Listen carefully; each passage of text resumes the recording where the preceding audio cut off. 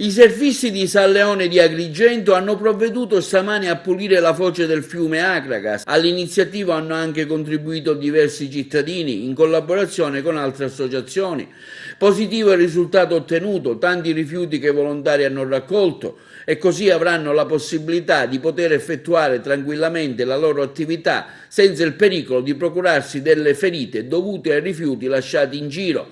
Insomma, una vera e propria discarica a cielo aperto, come ci dichiarano i responsabili dell'iniziativa Sandro Gorgone e Carmelo Talmi. Buongiorno a tutti, io sono uno dei surfisti di Agrigento, di San Leone. Pratichiamo il mare tantissimi giorni l'anno e siamo stanchi di dover pulire da soli ogni volta e portarci a casa la spazzatura che troviamo in giro, quindi abbiamo organizzato questo evento al quale si sono unite tante persone, oltre ai surfisti anche persone esterne al nostro contesto, anche gente che si trova qua, si è avvicinata a noi e ha contribuito. Hanno contribuito anche delle associazioni organizzate per questo, per la pulizia dell'ambiente.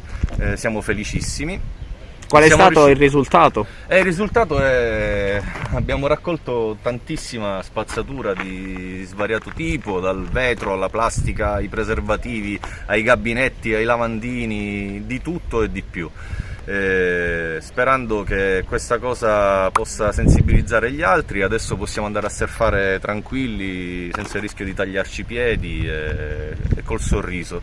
Questo è soltanto uno degli spot in cui facciamo surf. Questo noi lo chiamiamo Ponente, la zona accanto al porto di San Leone, il primo di tanti altri. Ne faremo ancora di queste giornate bellissime.